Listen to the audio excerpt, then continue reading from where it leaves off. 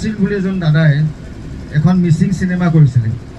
চিনেমাৰ 3টা মিচিং গান আছে। চিনেমা ৰিলিজ কৰিব হ'ল, জুবিন গাৰ্গে গান গোৱাই নাই, সময় নাপায়, বম্বেলৈ গুচি যায়। এদিন ক'লে আজি তোৰ গানকেইটা গাম। নাৰায়ণ চিলে মোৰতো 3টা গান আছে মিচিং গান। কৈছে হ'ব আজি গাই দিম। নাৰায়ণ চিলে ভাবিছে গোটেই দিনটো লাগিব 3টা গান গাওঁতে। জুবিন গাৰ্গে মিচিং গান শিকি, মিচিং ভাষা শিকি, প্ৰনাউন্সিয়েশ্যন তেওঁলোকৰ শব্দৰ উচ্চাৰণ শিকি 1.5 ঘণ্টাত 3টা মিচিং গান গাই দিলে। তেতিয়া যিজনে শিকাবলৈ আহিছিলে তেওঁ ক'লে যে তই দেখোন আমাতকৈ ভালকৈ কৈছোঁ, তোক গান শিকাব দৰকাৰেই নাই, কিন্তু মিচিং শব্দবিলাক শিকাই দিছে।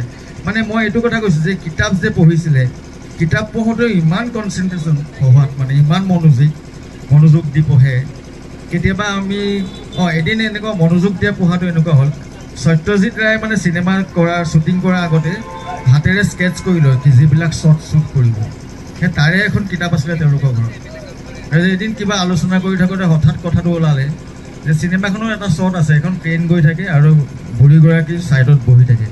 তেতিয়া লগৰটোৱে সুধিলে, প্ৰসেনজিৎ গুপ্তা আছিলে তাৰ নাম, যে সেই শ্বটটো নাই নেকি মানে স্কেটছিং বহীখনত। যে জুবিনে ক'লে না আছেতো। কি কৈছে নাই, মই সেইখন দেখা নাই। জুবিনে ক'লে আছে, তই 89ৰ পৰা 91ৰ ভিতৰত চা, 3টা পেজৰ ভিতৰত কোনোবা এটা আছে। জুবিন গাৰ্গে কিন্তু ক্লাছ 6তে কিতাপখন চোৱা। আচৰিত মানে হেৰিটো, ইমান কনচেনট্ৰেট দি পঢ়ে। কেতিয়াবা এনেকুৱা হয়, আমি কেতিয়াবা টেষ্ট কৰি চাওঁ, এই ফ্লাইটত মেগাজিনখন পঢ়ি থাকে। যিখন ফ্লাইটত যাওঁ তেওঁলোকৰ ফ্লাইটৰে এখন মেগাজিন থাকে। তাতে এটা ইণ্টাৰভিউ চলি আছিলে, ইণ্টাৰভিউ দিয়া আছিলে শিৱমণি, একদম বিখ্যাত পাইকাৰচালিষ্ট। মই সুধিলোঁ শিৱমণি গুৰু কোন আছিল, তুমি পঢ়ি আছিলা নহয়? কি কৈছে, গুৰুজনৰ নাম লিখা আছে, মনত পৰিলে, তিলক গুপ্তু। মানে একো শব্দই পাহৰি নাযায়, মনোযোগটো মানে ইমান বেছি। নাৰায়ণ বুলি এজন দাদাই এখন মিচিং চিনেমা কৰিছিলে। চিনেমাৰ 3টা মিচিং গান আছে। চিনেমা ৰিলিজ কৰিব হ'ল, জুবিন গাৰ্গে গান গোৱাই নাই, সময় নাপায়, বম্বেলৈ গুচি যায়। এদিন ক'লে আজি তোৰ গানকেইটা গাম। নাৰায়ণ চিলে মোৰতো 3টা গান আছে মিচিং গান। কৈছে হ'ব আজি গাই দিম। নাৰায়ণ চিলে ভাবিছে গোটেই দিনটো লাগিব 3টা গান গাওঁতে।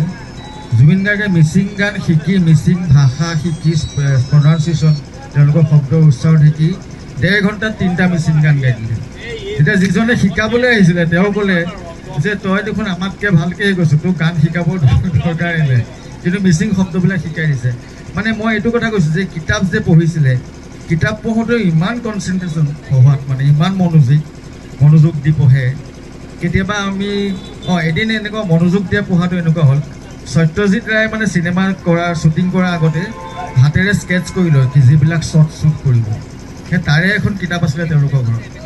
আৰু এদিন কিবা আলোচনা কৰি থাকোঁতে হঠাৎ কথাটো ওলালে যে চিনেমাখনৰ এটা শ্বট আছে, এখন ট্ৰেইন গৈ থাকে আৰু বুঢ়ীগৰাকী ছাইডত বহি থাকে। তেতিয়া লগৰটোৱে সুধিলে, প্ৰসেনজিৎ গুপ্তা আছিলে তাৰ নাম, যে সেই শ্বটটো নাই নেকি মানে স্কেটছিং বহীখনত। যে জুবিনে ক'লে না আছেতো। কি কৈছে নাই, মই সেইখন দেখা নাই। জুবিনে ক'লে আছে, তই 89ৰ পৰা 91ৰ ভিতৰত চা, 3টা পেজৰ ভিতৰত কোনোবা এটা আছে। জুবিন গাৰ্গে কিন্তু ক্লাছ 6তে কিতাপখন চোৱা। আচৰিত মানে হেৰিটো, ইমান কনচেনট্ৰেট দি পঢ়ে। কেতিয়াবা এনেকুৱা হয়, আমি কেতিয়াবা টেষ্ট কৰি চাওঁ, এই ফ্লাইটত মেগাজিনখন পঢ়ি থাকে। যিখন ফ্লাইটত যাওঁ তেওঁলোকৰ ফ্লাইটৰে এখন মেগাজিন থাকে। তাতে এটা ইণ্টাৰভিউ চলি আছিলে, ইণ্টাৰভিউ দিয়া আছিলে শিৱমণি, একদম বিখ্যাত পাইকাৰচালিষ্ট। মই সুধিলোঁ শিৱমণি গুৰু কোন আছিল, তুমি পঢ়ি আছিলা নহয়? কি কৈছে, গুৰুজনৰ নাম লিখা আছে, মনত পৰিলে, তিলক গুপ্তু। মানে একো শব্দই পাহৰি নাযায়, মনোযোগটো মানে ইমান বেছি।